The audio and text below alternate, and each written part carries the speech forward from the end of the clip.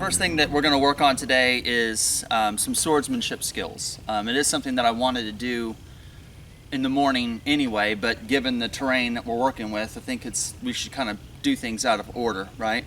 A lot of times we always stick to just the classical kata, whether we're doing tachi, uchi no karai, the bokken drills, that kind of thing. And we stick to these, we always warm up doing those kind of things, like DA, Sukekomi, Uke Nagashi, Uke Komi, da-da-da. We do those techniques. The idea that I wanted to really focus on in this year's camp is take what we do and then really just put the functionality, or in this case it wouldn't be a modern application because most people don't carry swords. But if we are going to work with the sword, let's just work with the take away all the formalities, take away all the classical aspects, and let's just work on what works, the functional aspect of the drill of that particular kata. So that's what we're going to be working on today, is more like bokken drills, if you will, taking pieces of each one of those, and the part that you need is what we'll work on, Food for thought. A lot of people take things like the sword and the spear and the bow and arrow and they throw it to the side, like those weapons don't exist in the modern day or we can't use them, and that's absolutely not true. I've told you guys before, principles remain. Techniques will change because technology changes and we change, and throughout the, like I said, shoes, clothing, etc., technology.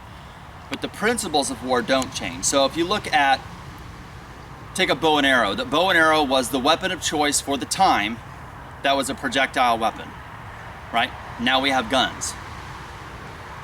So, so I think I think understanding using a bow and arrow is we need to have that skill. You need to be just as good with the bow for the reasons of using the bow. Just the same, I think if we're going to do a modern variation for projectile weapons, I think you guys should be skilled in some form of, at least know the basics of how to use firearms. I think that's the idea, going from one to the other, right? Swordsmanship is it's blade fighting. Just because the length of the blade may be longer than your knife that you're carrying, it doesn't mean that the function of how to do it's going to be the same. Edged weapons is edged weapons. And you can see lots of different cultures have different types of knives, and and different, like some of them have like crambit, the hook knife, and they have all these different types of edged weapons. But edged weapons training is edged weapons training. Don't get caught up in the horseshit and the sales pitches where they're trying to tell you that this type of knife fighting is different than the other. If you're taking a 3 to 5 inch blade and you're jamming it into a human body, that doesn't change regardless of what culture that comes from or what type of knife you're using.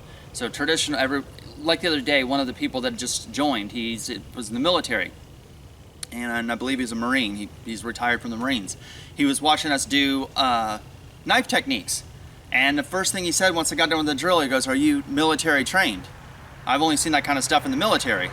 And I was like, "No, this is just how you're supposed to fight with a fucking knife." You know what I mean? Like, it's just like, but a lot of people, they can't separate what they were told. They were told that this kind of training, that's like military combatives.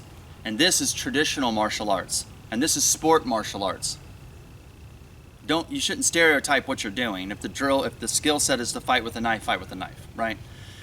So when you're doing spears and swords and bow and arrows and all that kind of stuff, that's good, and they have their place even in the modern day. There's not one of us alive today that if we had to go out there, it's okay, you guys are going to live for the next 2 weeks on your own. Every one of you guys are going to fix a spear. You're going to make a spear, a long fucking stick, and then you're going to heat the tip up because, if you slowly cook the tip of a piece of wood, not put it on fire, but next to the wood until you blacken it, then you've cooked out the carbohydrates. That's how you harden wood. So if you take a piece of wood, put a tip on it, and sit it next to your fire for a good, hour, it gets blackened, and there's no carbs in it. But you cook the carbohydrate out, so now you've hardened your spear. You can jam it into an animal, right? Every one of you guys are going to do that. Every one of you guys, if you were in a survival situation, would use a bow and arrow. Even if the apocalypse happened today, you're not out there using your goddamn guns and wasting ammunition. Because if it is the end of the world, why would you waste your ammunition on a rabbit? You know what I mean? And if everyone's fighting for the same rabbit, why would you shoot your fucking gun so everyone who's fighting for the same rabbit knows where you are? Right thing about a bow and arrow, it doesn't make any goddamn sound.